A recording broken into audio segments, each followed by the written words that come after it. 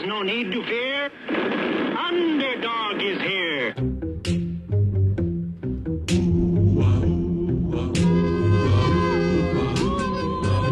When criminals in this world appear and break the laws that they should fear and frighten all who see or hear, the cry goes up both far and near for underdog, underdog, underdog, underdog. The theme from Underdog to open tonight's program.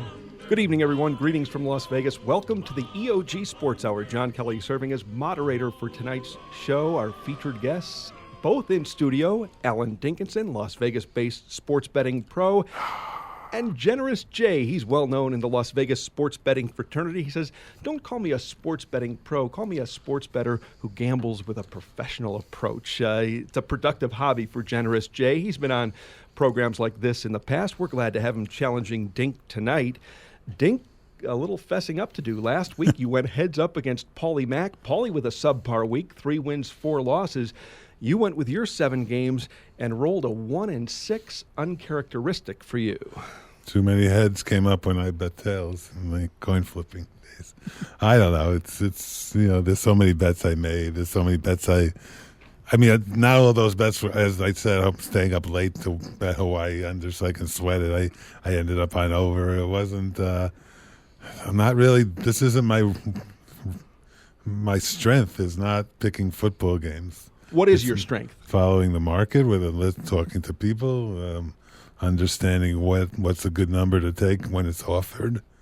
It's more about, get the best of it in football and play with the football gods. Like today I found a 3 on Lafayette. If I didn't find it, I wouldn't have had a bet on Lafayette. It was a side I was looking for, speaking to one of my sources, but I was kind of fussy about 3 and I found it. So it became a winning play, and I'm a good handicapper because someone popped up a 3 and I got it first. Not, it's not romantic. Most people think you know the winners because you're a student of the game and you know Green Bay is going to cover against San Francisco because you saw them play last week, and that's not what I do.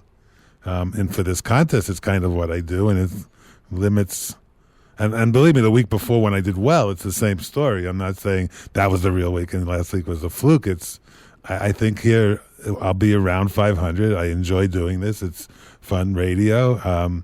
If I win, I give something to the charity, ctbrescue.org, Caroline Betts' horse rescue charity. If I lose, I'll take it on the chin. So in the long run, I'm definitely going to lose, but I'm going to make some charitable contributions, and I enjoy that. And, I appreciate the work Caroline and the staff do there. They're wonderful, every which one of them. The website again, ctbrescue.org. Stands for Southern California Thoroughbred Rescue, where Caroline Betts saves retired racehorses from Southern California from slaughter, abuse, neglect, etc. Certainly a worthy cause, and Dink is behind her. Dink, your best sport, you've told us in the past, is the NHL. You love betting professional hockey. How have you done the first week of the NHL It was season? really good until today, and then today I went 1-3 in shootouts, and one was a pretty big shootout. It went about 9 to 10 rounds, and it was kind of torture. It just brought back all the memories of, the hockey games have very little margin for. If you're very right, you can still lose a game. The game I won, the Islanders, after 2 periods, I was tied, but with way the worst of it. And I thought I was going to definitely lose that game. In fact, I reduced a little, which cost me money, but I took a great number. I took 50-something, and the line closed 20-something. I actually moved so much that I even bought a little back prior to the game. But it was a pretty big play. So that made up for most of Carolina, but there were some others. And it was disappointing to watch every game with 5 minutes left be tied and go, now you're up against it. Every line, every game is marginal. And this is the new hockey of the last 5 years. And I actually started getting anxiety, and my legs started shaking because I said, I can't go through every game being tied again. This was last year all over again. And I'm hoping that it's just a random one-day sample. It was really good before that. I beat the number, I beat the game. I had think I won every day but the first day of One Bet Calgary. And it was a great week. It saved my losing football week and turned into another good week. Things have been good, but I think I put more pressure on myself when I'm doing well than when I'm doing behind. When I'm coming from behind, because you have to sustain what you're doing, and that takes a lot of work to not let yourself down or not let your ego get in your way, and making sure that you keep updating your opinions instead of letting them ride and becoming complacent. Complacency is a major factor in gambling failure. I think people just go, this is the better team, and they were right when they said it, and it was proven right by some results, but they leave that thought in their head when they should be looking at, I think it's turning a little. I don't think they're as good as I thought they were. I now have to reevaluate. And hockey's a constant game of reevaluation because there's so many injuries and so many random scores that you really want to dig into the injuries and leave out the scores. The final scores is still what makes the market, and that's why it's a great market, because I think more than any other sport, people just don't delve into the final score and how the game was played. Words of wisdom from Alan Dinkinson. That's the Beatles. Always good to have Alan here on a Tuesday night. His opponent in our one-on-one handicapping showdowns, football handicapping showdowns, is Generous J. Generous J this week is the challenger. Generous J, born and raised in the San Francisco area. He's been here in Las Vegas since the mid-90s, a shining example of what's good about the Las Vegas sports betting fraternity. Jay, an all-around good guy. And I call you Generous Jay because I remember promotions held at the old Leroy's before William Hill, Cantor, and Lucky's came to town. Leroy's was out there with 60 sports books around the state of Nevada. They were a major outlet. And when we had those promotions at Leroy's, Jay would buy $100 tickets on each of his 7 plays and raffle them off to the crowd. That was a generous offer. And you did it more than once. Yeah. Very kind. Are you a winning sports bettor? I'd like to think so. Mm-hmm. And how long have you been gambling on sports? A long time. You wanted to mention my age. A little over 40, but I've been doing it much more than half my life. So. And your introduction, when you're in your early 20s, how do you get introduced to sports betting? Well, I got introduced in my early 10s. I went. That's cool.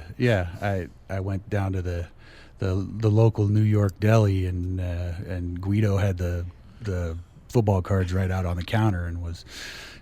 So I grabbed one, and I think the first card I brought back to him, I circled one team and brought my $10 in and said, "Here you go. Here's." He said, "What are you doing? You got to pick at least 3."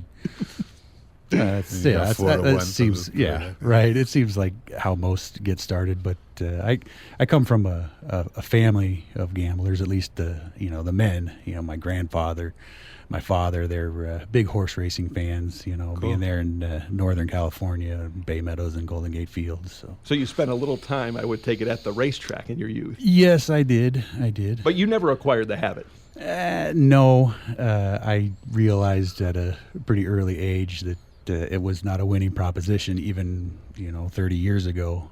Well, it seems like it's only. It is for some. I we can argue see this that, point till the cows come home, but there are some really exceptional players, and they look for scores. Scoreability in racing is still there. Right. Grinding it out is probably gone. Right. Well, the men in my life that were gambling on horses were not those squares winning horse players. So, right. How did you go from San Francisco to Las Vegas in the mid-1990s? I quit my square job in San Francisco to pursue betting sports. I moved up to Lake Tahoe, up to Bob's neck of the woods. I spent 1 year up there, and I had a great year. I felt like I couldn't stay there because there weren't enough outs. So obviously Las Vegas was the next step. Come to the big leagues, right? Right. Did exactly. you find enough outs here in Las Vegas? Well, yeah, I did. And, especially being a fresh face and ready to, or willing, I should say, to sign up for the players' cards and all that baloney that they make you do. I could get enough down. I had a little routine where I'd walk up and down the strip and, duck in and out of Harrah's and across to the Mirage and down to, and as they all consolidated, it became a little more difficult. But you said you had a big year in Tahoe. What's your big year here in Las Vegas? What's been your big year? Do you remember a year where you really knocked it out of the park? Yeah, that was 2001. 2001 football season, 2002. That was the year that the Ravens won the Super Bowl, I believe, with Dilfer at quarterback. And Ray Lewis, the emotional spirit coming out in the Yeah. introductions. Who can forget that year? Yeah, no, that was by far my best year. I really stuck it to Robert Walker at the Mirage, and he's not one of my favorite people, but I hear he might be coming back to town. That's the word. Yeah. Okay. Well, I'll be sure and avoid his establishment. There's always an adversarial relationship, it seems, between the house and the player. I mean, it's it really is. That's the difference with horse racing in this city compared to sports betting. Horse racing with the parimutuel wagering, there is no adversarial relationship, so the house is actually rooting for the player, not the case in the sports books. And Dink, we've seen rules and restrictions over the last decade or so. It's not the city it once was, and that's why the offshore sports betting shops are so prominent. Yeah, they give you a much fairer shake, although a lot of them are movers on air too, and I think you can manipulate them a little if you're a really big syndicate of bettors, and I think that's what they deserve. They're trying to take away your edge, and you're actually creating a bigger edge. So it's a little bit of a war with them too. But in Vegas, you're definitely almost considered a criminal if you do well and take good numbers. And major bookmakers throw you out quicker than the smaller ones because they just think that they're entitled to only have losing customers, and it's not how a game should be played. It's you don't have blackjack people who hit on 17 only at your table. You kick out anybody you kick out the counters because that's bad enough. But if you kick out somebody who's playing basic strategy, right? It's a really tough racket now. I'm too old to quit, and I'm too young to retire. So here I am for probably the rest of my life doing this. It's good mental exercise too. I think it really helps me. The intellectual pursuit. Yeah, I wish I could do horses. I wish there was a smaller takeout. I know why there isn't for a lot of reasons. There's a lot of mouths to feed in the business. But American racing is just so hard to the horses, to the bettors, to the owners. The tax structure that's gone for the owners. The horses are drugged up and abused more than most people would ever think. Because I see them coming off the track and what condition they are sometimes. And the takeout is ridiculous. It's, basically gambling is 5%, but really 4.5%. And then if you shop it, you can shop it down to 2%. And you're talking bets that are 20% in horse racing. That's 10 times worse. That's just so bad. You really have to be good to win, and there aren't many who win. A couple of our friends at EOG.com, I think, have good chances to win. 2 win, 2 place, 2 show. Mazel trick. I like what Paul Bovey does, reading the marketplace. There's some sharp horse players. Ray Luca, well-connected on the East Coast. Nedro 9 likes to follow at scrimmage. Try, and many others. Wanky to Warwick plays. But most gamble and lose when it comes to horses. Most gamble and lose when it comes to gambling. I mean, it's a tough racket. There's no doubt about it. Generous J, what's your edge in the sports betting marketplace? How cerebral a handicapper are you coming up with these 7 plays tonight? What was the process that you went through? Well, it's this was actually a little bit hard for me because I think my strength has been my adaptability to the market and the changing of the game itself. So my circumstances right now don't really permit me to spend all day long staring at the computer and reading as much as I'd like, and the kind of stuff that I did back in the day that we were in those contests together back at the Fitz and that. I think my strength now is knowing the team and knowing their tendencies, being able to watch a game unfold and make a bet during the game, that's probably where my strength So lies you're an now. in-game player first. Yeah, Do you have trouble thinking about, sometimes when I just flip the in-game and I know I have to act fast and I go, gosh, it's a 28-cent line. Gosh, it's a 32-cent line. How much can I beat that? I mean, now we're still talking about way lower margins than horse racing. Right. But in horse racing, you have more options. You have 10 horses. You can pick threes and pick fours and really cut the margin down by knowing how to structure a ticket. But you have 3 seconds to act. You're looking probably to bet against what's happening. Right? Is that part of your strategy? Well, not necessarily. I'm not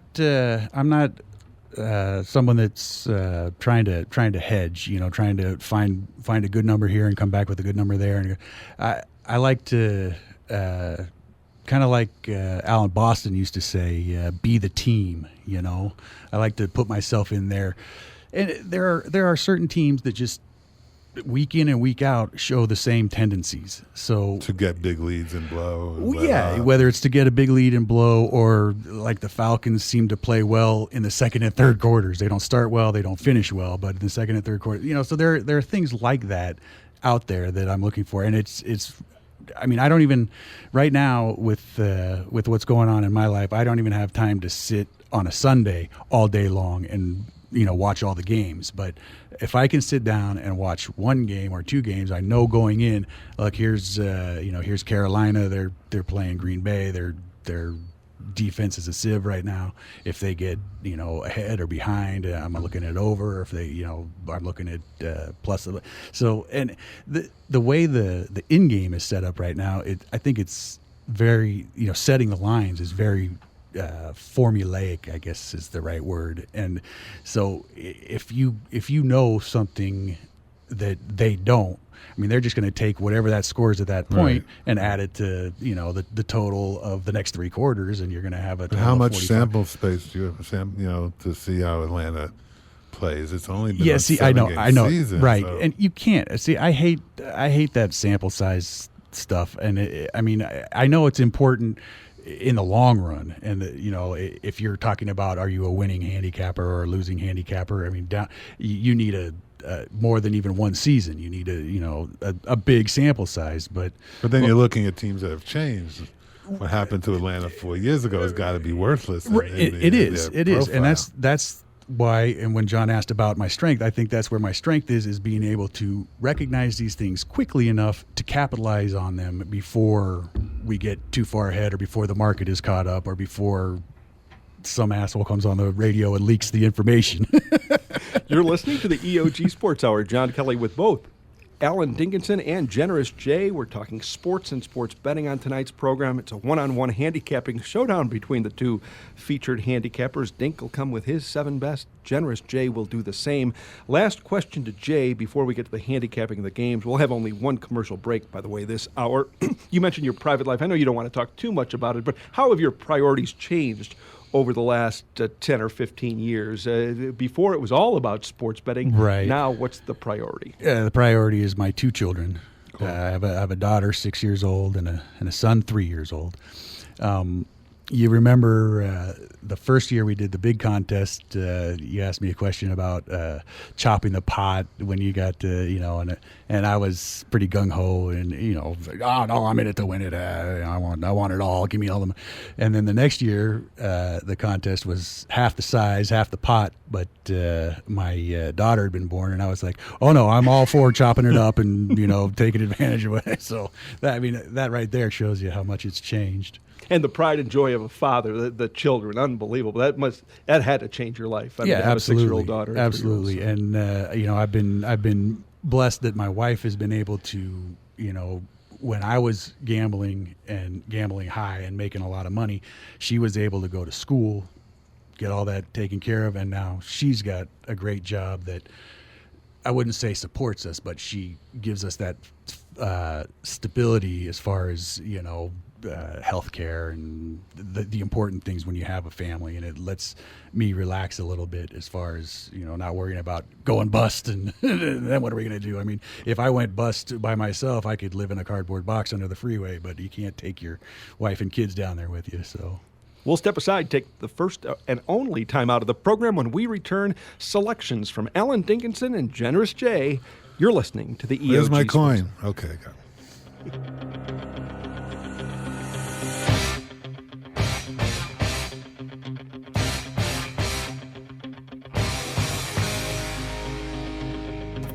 There's no such thing as a sure thing, unless you're talking about Ion Gaming. Ion Gaming is a website dedicated to the hearts and minds of sports bettors everywhere. If you're looking for smart, sophisticated sports handicapping information and insight, go to EOG.com. if you're looking for the latest news on the ever-changing landscape of Nevada's race and sportsbook industry, go to EOG.com. if you're looking for the most recent developments involving the worldwide sports betting scene with an emphasis on the leading sports books in San Jose, Costa Rica, go to EOG.com. and finally, if you're looking to join an online community of sports gamblers where registration is free and the information is priceless, go to EOG.com. you get the idea. Why gamble on other sports betting websites when Ion Gaming is a sure thing? And I love a sure thing.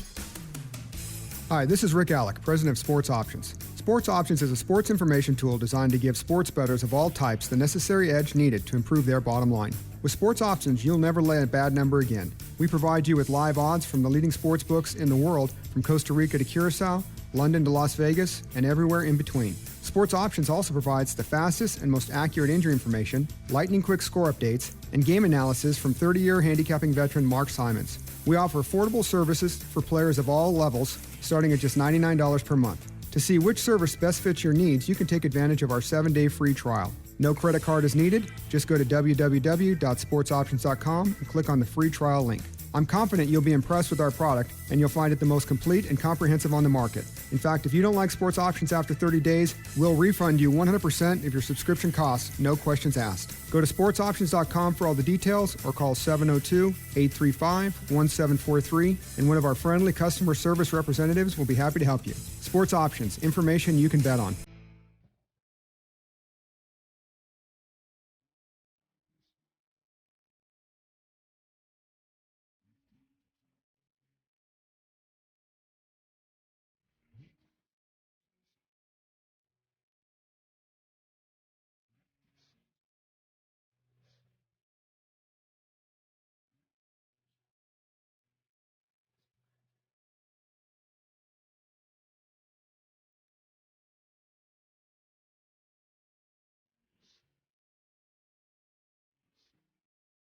And we are back, the EOG Sports Hour. John Kelly with you on a Tuesday night. Dink has started a trend on the program. Music requests. Generous J asked Simon and Garfunkel's "The Sound of Silence." Why that song, Jay? This is bringing me back to a place that I enjoy, and it seems like it's quiet, calm, peaceful. Music's a big part of your life, Dink. Yeah, that's always been. I love music. I was around in maybe the second year of CBGB's, and a lot of times my night was racetrack concert, and in New York a lot of weekend concerts started at 2 a.m. So it was fun. A lot of my friends were musicians. They still are. Big fan of a band called The Shirts, Brooklyn band. Lately a big fan of the old 97s, which is an alt country band, maybe a little bit like Wilco, and I guess my new current favorite band who tour now are The Joy Formidable, which might baffle some people out there, but check them out. They're really a great power trio with a girl lead singer and guitar player. Really good. John, there's also a line in that song that says the signs of the prophets are whispered in the sound of silence. So, Food for thought. yeah, maybe Dink and I are prophets tonight. Let's hope so. After last week, Hoping for some profit. it's funny. We had 4 featured handicappers last week on the program in head-to-head competition. Oh, you just love to bring that kind of stuff up. Well, don't you? I I know like to you're all about accountability. This is how you and lost all Wes that. Reynolds, right? He was a regular on. He was a great guest, and you kept on bringing 0 and 8, 0 and 8, 0 and 8. Well, we got to report both sides. I think listeners appreciate it. 8 wins. They don't care. They don't care. We're Small not. sample size. Neither one of us are here selling anything. So That's true. That's a very good point. Anybody wants to contribute to the charity if I ever have a winning week, you know where to go. Well, I'm going to contribute if I win, Dink. So. Oh, great. Yeah. It's a win-win for Caroline, the young yes. Caroline Betts, who is listening to the show, I believe. Dink, you may be in for a windfall soon. You mentioned the group CBGBs? That's a club. Oh, a club. The club CBGBs. Which is now defunct. The last time that club was mentioned on this program, our featured guest was Gene McCaffrey, wiseguybaseball.com. He's known as a fantasy baseball expert, but he was on before the season started.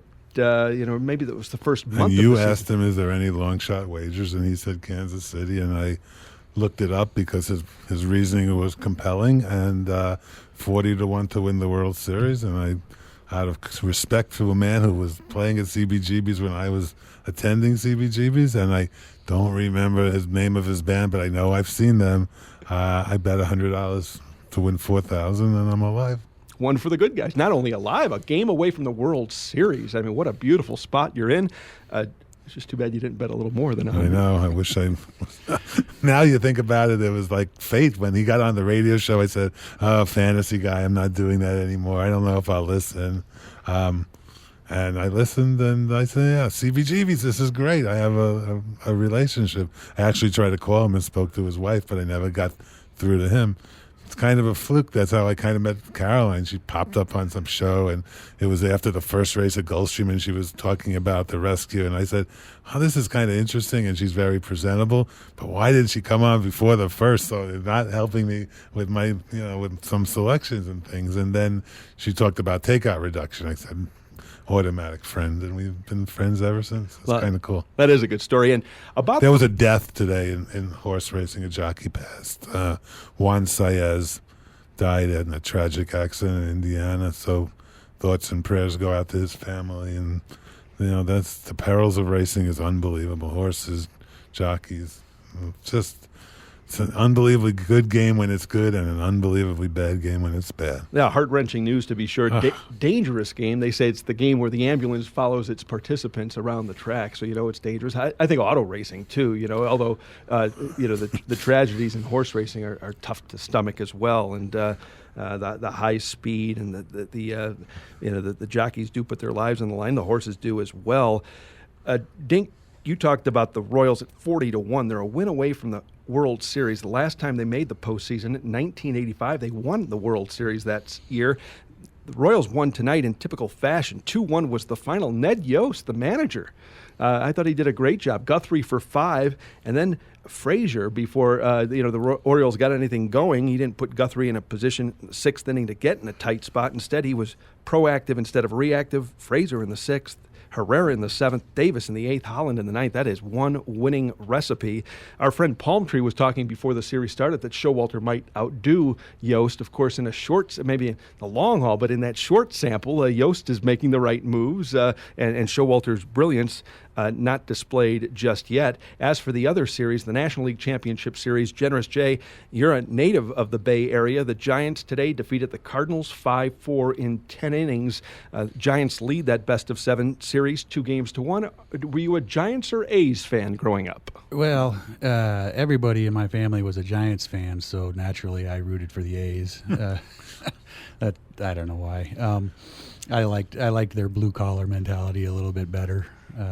I will say this, though, the Giants will win this year because my dad, who's involved in some insurance case, was going to get a couple $1,000 his deductible. He was going to get his deductible back for $2,000, and he told me this was months ago. He said, if I do get that deductible back, I'm just going to put it on the Giants to win the World Series. They're still in court, so he never got the 2,000. He never got the two. They were probably 15-20-1 at that time, so he never made the bet. So they will for sure win this year. The 49ers impact in the Bay Area as you were growing up. Who was there? Man, I'll tell you. I heard Dink. Joe Montana was a favorite of your wife. That's very good. Oh man, he is he's a celebrity beyond celebrity. I'll give you a quick story. my square job in San Francisco was working at a hotel, and Joe and his family showed up to the hotel. The hotel had just installed a new sprinkler fire alarm system, and it was direct linked to the station right down the street. So every time it would go off, the fire department would respond to the front of the hotel. They show up. Joe shows up with his family. They're standing outside shooting the breeze. The alarm goes off. The fire department shows up. Of course, they know it's a false alarm. And I'm pretty close with the fire department myself, and my dad being a retired chief and all. But anyway, the fire department shows up. Of course, they see Joe standing out there. They say, hey, Joe, come on over, bring your kids over, right? They take Joe, not just to show him the fire truck, right? They take Joe and his 2 kids, put him on the fire truck. Then they turn the siren on and drive around the block with the siren going. Siren blaring like they're going to a fire. And, of course, the kid's eating it up. But only Joe Montana gets that kind of treatment in a city like that. Cool. You're listening to the EOG Sports Hour. John Kelly with both Alan Dinkinson and Generous J. We're set for our one-on-one football handicapping showdown. If you're new to the program, the format is simple. 7 games apiece, pro games or college games, sides or totals. The handicapper with the higher winning percentage from his 7 plays will be declared the winner. The best bet will serve as the tiebreaker. Do note, the competitors submitted their selections approximately 30 minutes prior to showtime. Neither one privy of the other's plays. We do have some common selections on tonight's 7-game card. Generous J, play 1 of 7 in your head-to-head showdown with Dink. You wouldn't have expected anything less than at least 2 common selections if we got Great minds think yes, alike. Yes, think alike. Okay, so you want to start with the SMU play, plus 14.5. Obviously, 14.5 was a little bit higher than just about everybody else had at the time of our selections, and I'm referring to this play as in baseball you would refer to an emergency swing at the plate. I told you I have a little bit of trouble coming up with this many plays pre-kickoff, but I like what SMU showed 2 weeks ago. They showed at least a step in the right direction. They're now set at quarterback. They like the kid that's playing quarterback for them. They've had this extra week to get their house in order after Jones left, and then there's Cincinnati. This is not their forte, being 2 touchdowns plus on the road against anybody. They seem to have a little bit of a focus problem. Their role is better as a big underdog. When nobody expects them to do anything. But here in this situation, expected to win by a significant margin is not their forte. Play 1 of 7 from Generous J, betting number 352, SMU, plus 14.5 over Cincinnati. Dink, you lined up with the selection. We have the same game.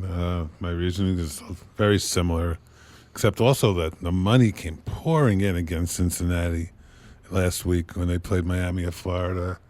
The line opened 11.5, closed 15, but it got to 17.5. I think there was a questionable quarterback for Miami of Florida. So I'm always looking against teams that the market hates, so Cincinnati was one of them. SMU did have a much better game against East Carolina, which is a really good quality team this year.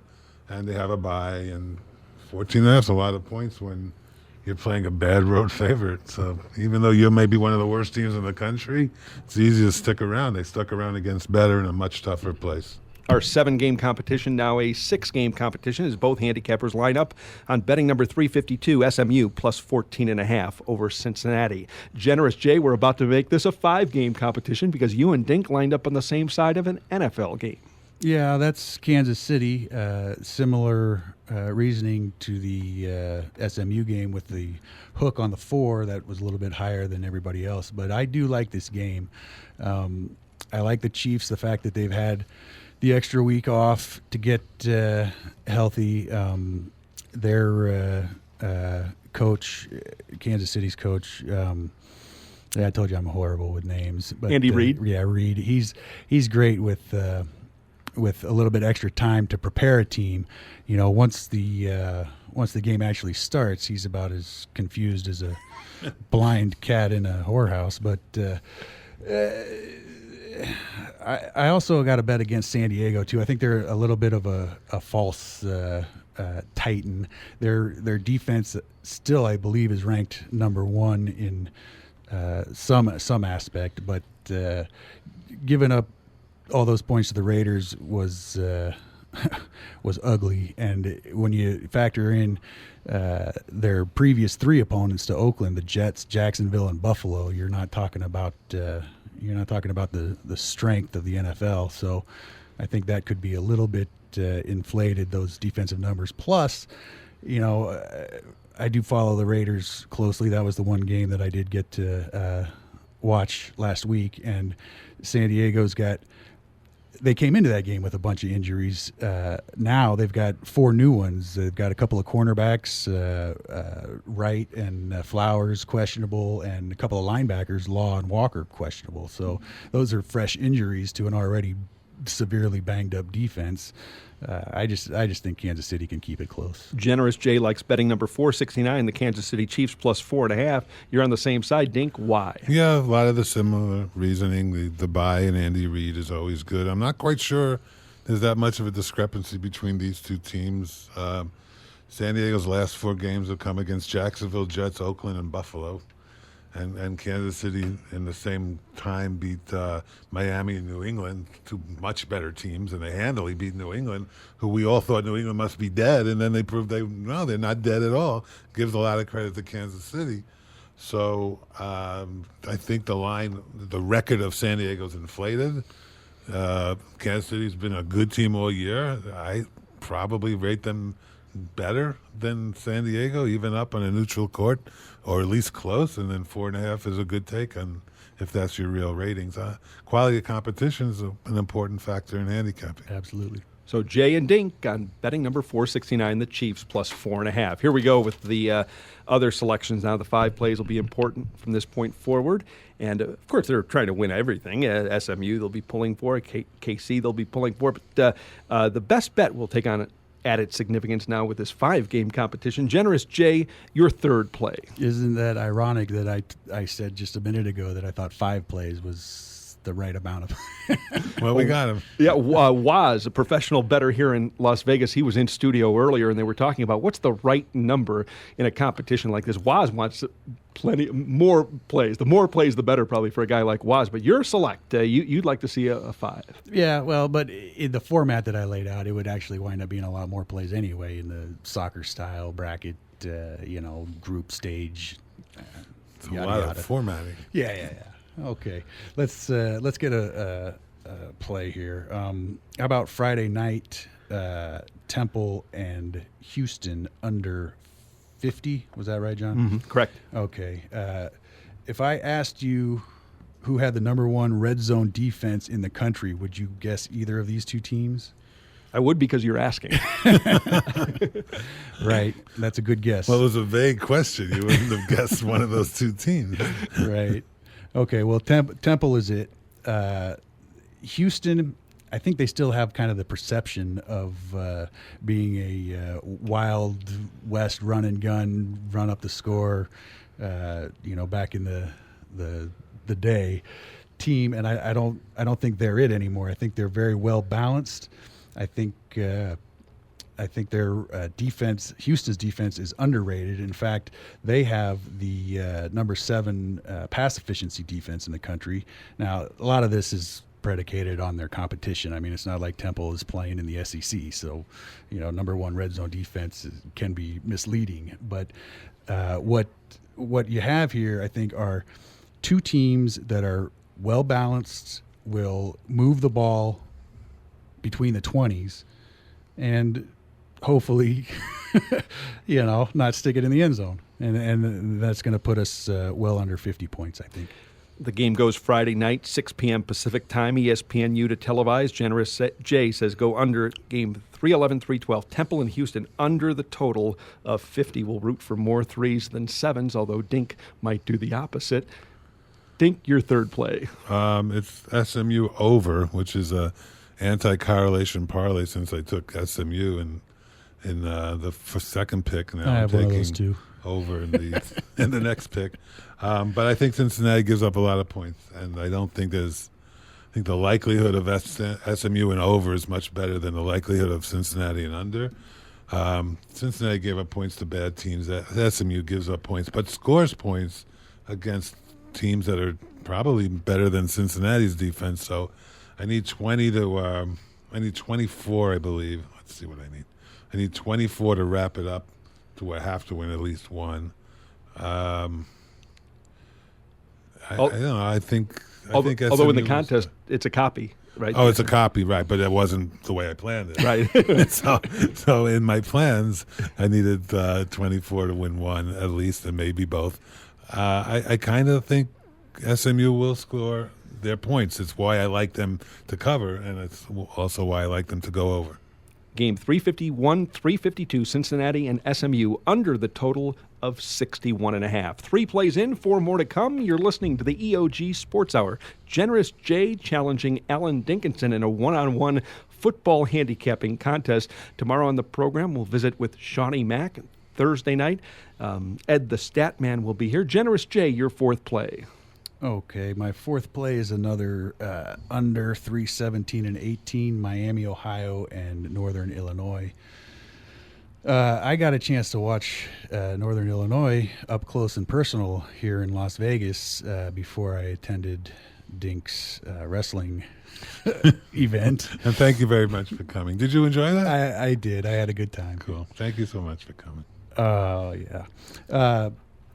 So I like the under because Northern Illinois, they cannot throw the ball at all, but I don't think that's going to be an issue for them moving the ball against Miami, Ohio. Northern Illinois is 4th in the country in 3rd down conversions. Okay, so that means they can keep drives going, but here's the staggering, they've played 6 games, and they've had 105 chances on 3rd down in 6 games. So they're getting a 3rd down a lot, and they don't throw it. So that clock is running and running and running some more. Miami, Ohio is kind of a dink and dunk type of offense. It's dunk. It's too bad I wasn't generous dunk or something, right?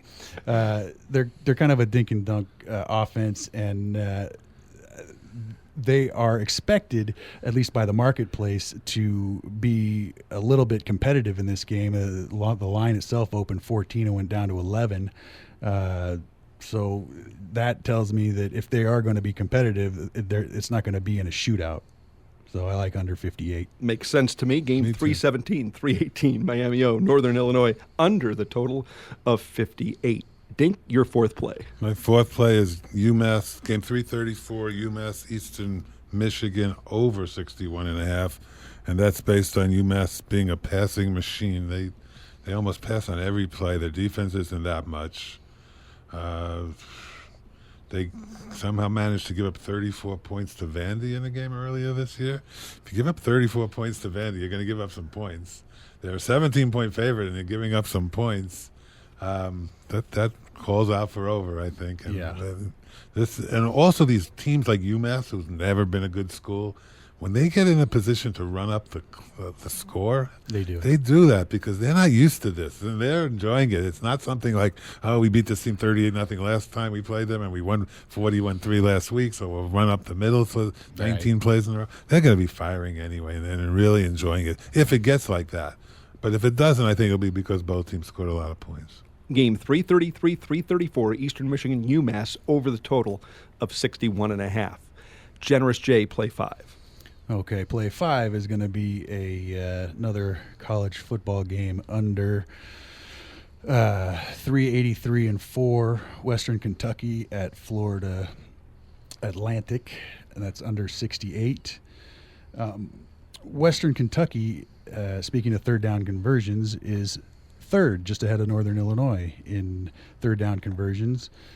They've got 80 in their 5 games, so they too are getting to 3rd down and converting and keeping drives alive. Now they do it a little bit differently because they also wing it all over the place. So those 1st down and 2nd downs probably stopping the clock with incomplete passes. That's not exactly, but then again, I'm getting 68 here. Here's the other factor. the market itself likes Western Kentucky quite a bit.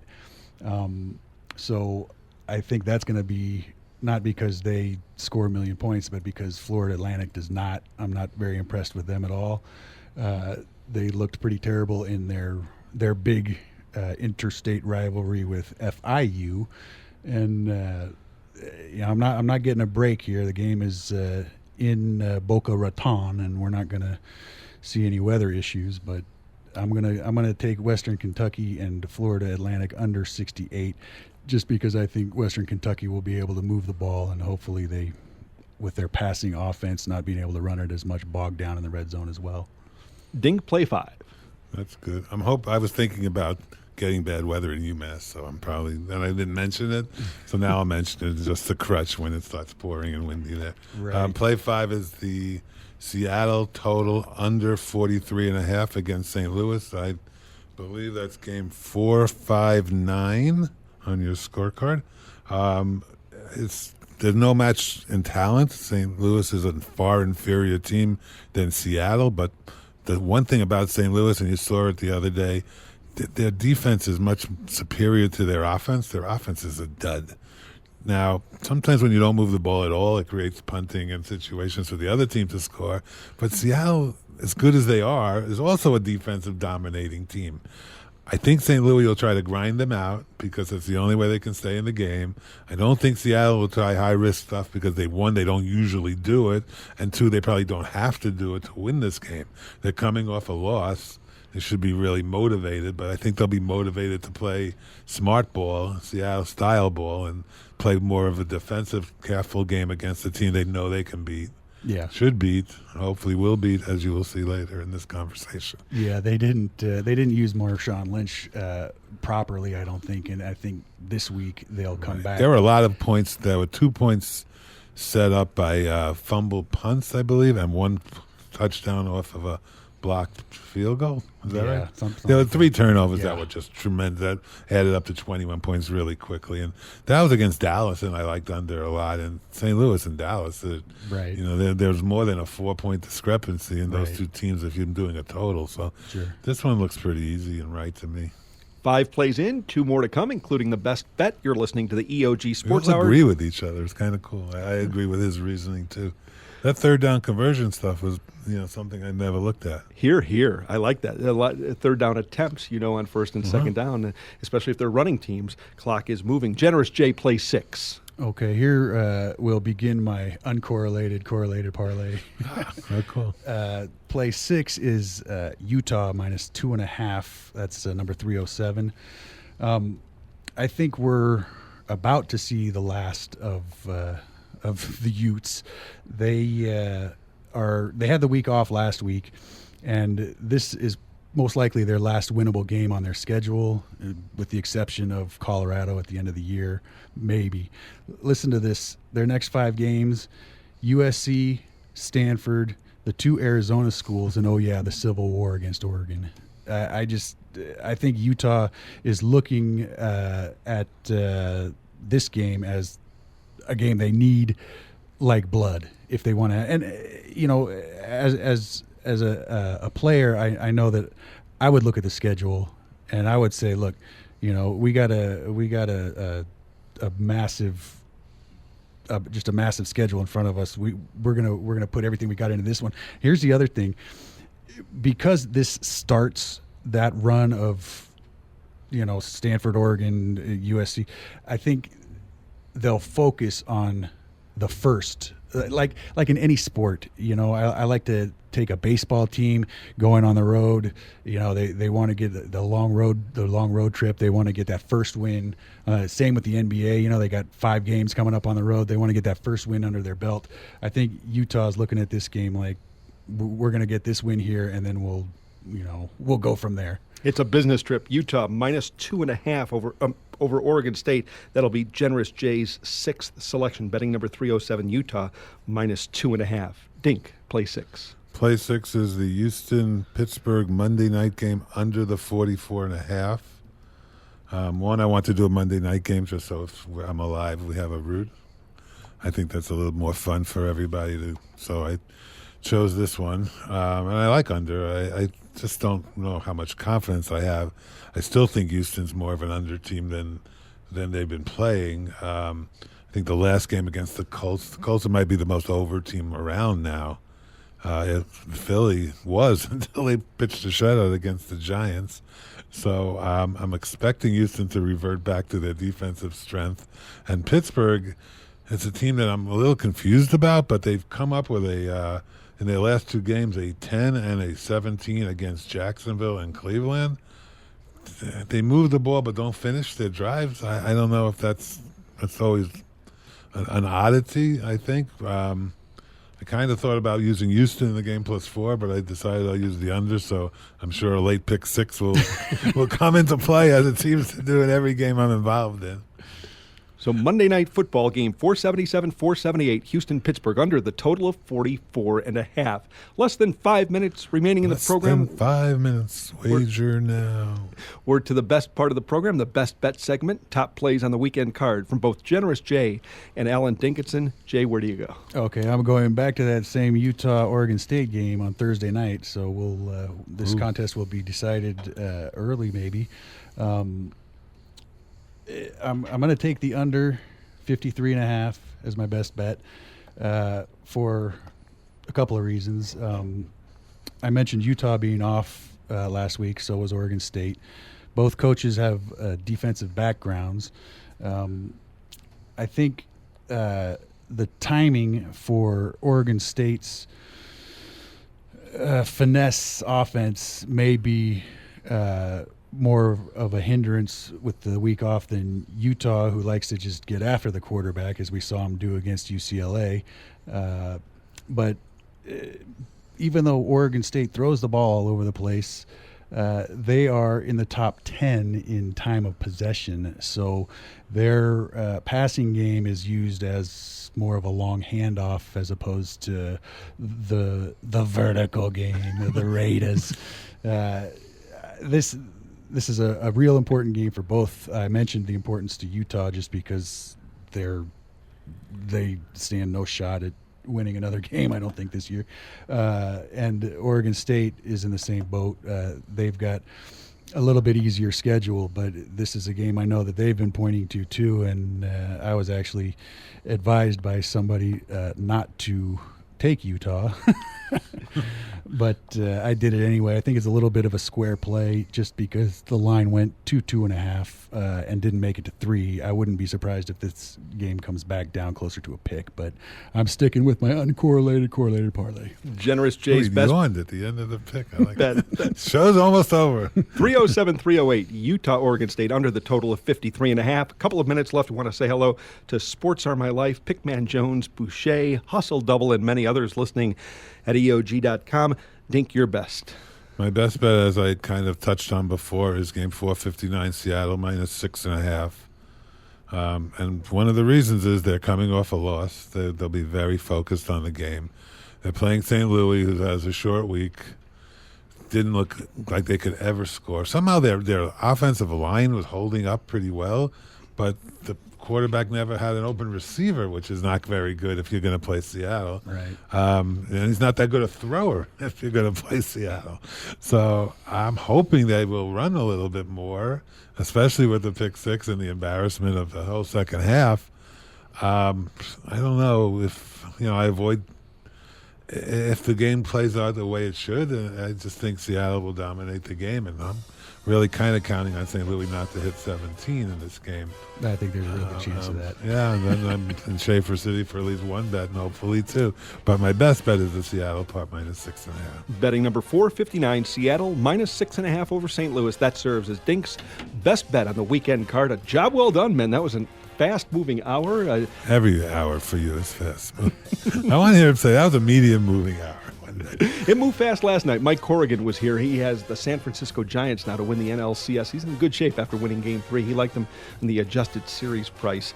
I think he laid $1.14. So I bet that to get rid of my St. Louis bet a lot. But I guess if I was probably, except I hate switching, so I just reduced. I think if I had no bet in the first place, I would have done the same thing. For Alan Dinkinson, for Generous J, I'm John Kelly. Thanks for listening. Good luck, everybody.